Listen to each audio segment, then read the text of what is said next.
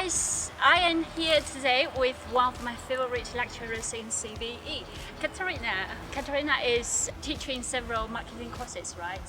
And we are here next to the beautiful Sullivan Creek.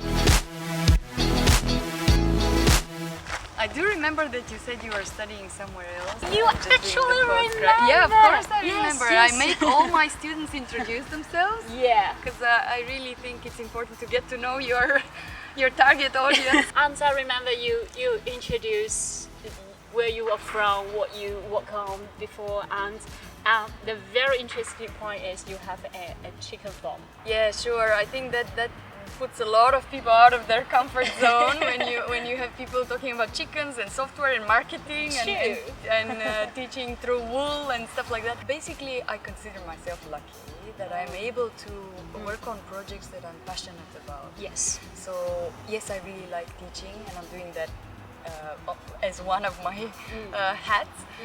But we also got together with a few friends to do the farming startup, a chicken farm.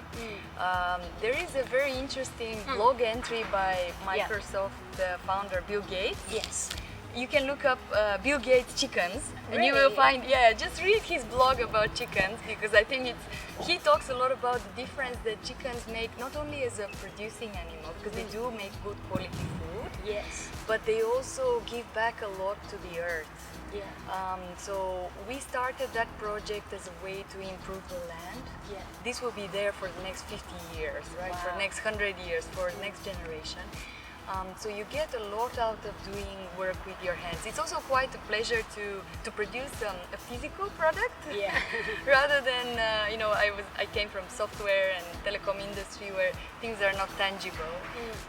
And basically it's a passion project. Not only do you care about bringing business to classroom, you also think it's important to bring classroom to the real world.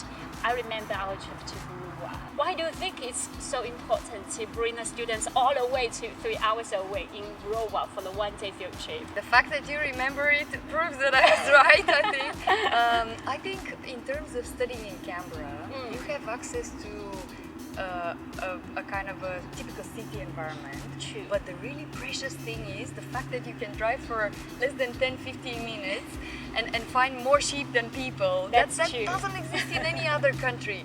Yeah. So I've always encouraged my students to drive out of Canberra. I also live a bit further away, and really? it's that Australian outback you cannot find in Europe, you cannot find in Asia, you cannot find in many continents. And the major goal was to have the students experience that, because a lot of students don't have a car. True. So they would go where they can get transportation, and certainly not to Burma. Yeah. And the second goal was producing food and fiber is going to be a major challenge in the next 30 years, 50 years, right? The population is growing. I also have a passion of how can we do the increase in production without destroying the environment and our resources and the earth. And lab-grown meat is obviously not going to be the reason. It's way too expensive. So things around sustainable farming, things around a lot more people producing on a smaller scale is probably the way to go.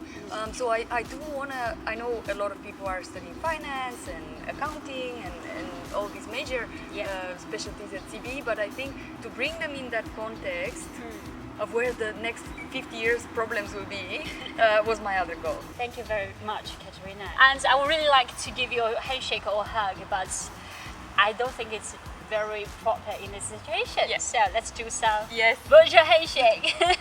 Thank It's you been very much. very lovely talking with you. Thank you.